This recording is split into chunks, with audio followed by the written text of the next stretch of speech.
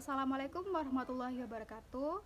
Kelompok kami kali ini akan mempresentasikan tentang bab struktur afiliasi, yaitu yang terdiri dari 3 anggota kelompok, yaitu yang pertama Soimatul Khairo dengan NIM 089, kemudian saya sendiri Syafaatul Hanif dengan NIM 091, dan rekan saya Nida Salsabila dengan NIM 104. Kita mulai dengan pengertian afiliasi.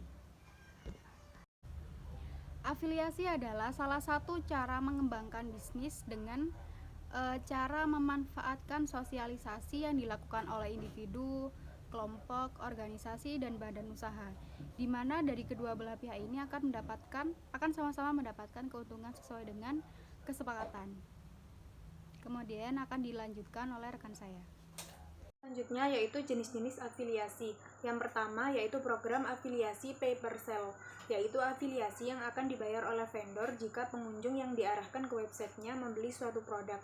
Yang kedua pay per click, yaitu afiliasi yang akan dibayar oleh vendor setiap iklan yang dihasilkan. Yang ketiga pay per performance, yaitu afiliasi yang akan dibayar oleh vendor jika terjadi konversi dalam pemasaran. Dan yang terakhir yaitu pay per lead, yaitu afiliasi yang akan dibayar oleh vendor jika pengunjung yang diarahkan ke website mengisi form aplikasi tertentu yang berhubungan dengan bisnis perusahaan. Selanjutnya, struktur afiliasi. Yang pertama, afiliasi tidak langsung. Kepemilikan tidak langsung adalah suatu investasi yang memungkinkan investor untuk mengendalikan secara signifikan perusahaan lain melalui anak perusahaannya, dan bukan melalui kepemilikan saham langsung. Yang kedua, terdapat afiliasi connecting. Dan yang ketiga, terdapat afiliasi mutual. Mutual holding yaitu kepemilikan saham oleh perusahaan yang berafiliasi. Terdapat dua macam dalam struktur mutual holding. Yang pertama, saham induk dimiliki oleh anak perusahaan. Saham ini tidak termasuk ke dalam saham yang beredar.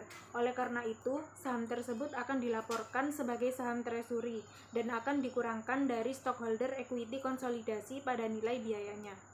Yang kedua, terdapat saham anak, dimiliki oleh anak perusahaan yang lainnya. Saham ini tidak akan diberlakukan sebagai saham treasury.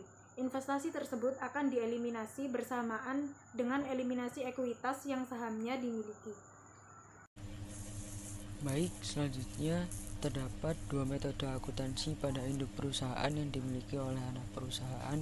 Ada dua, yaitu yang pertama pendekatan saham treasury atau bisa disebut dengan treasury stock approach. Saham treasury pendekatan yaitu suatu pendekatan yang mempertimbangkan saham induk perusahaan yang dimiliki anak perusahaan dengan tetap menggunakan dasar biaya dan dikurangkan dari ekuitas pemegang saham pada neraca konsolidasi. Lalu yang kedua, pendekatan konvensional.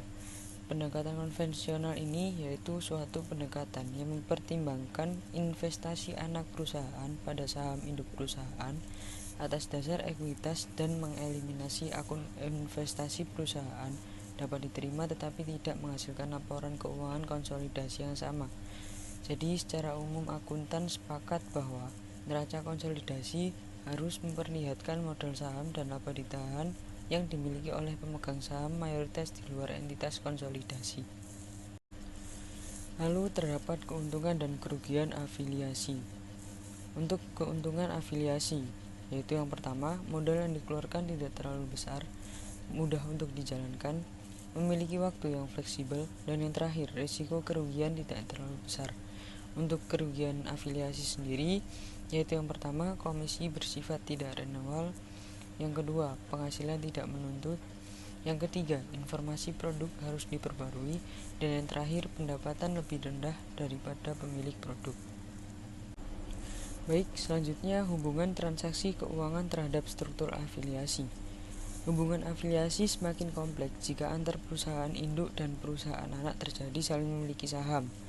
Apabila hal ini terjadi, maka laba atau rugi dan kenaikan atau penurunan saldo laba yang ditahan selama terjadinya saling pemilikan dari perusahaan-perusahaan afiliasi akan saling mempengaruhi satu sama lain.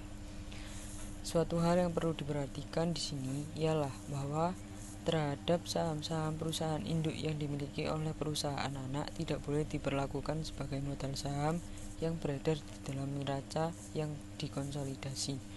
Di dalam neraca konsolidasi ini memiliki hak-hak kepemilikan saham oleh perusahaan anak atas perusahaan induk yang harus dieliminasi.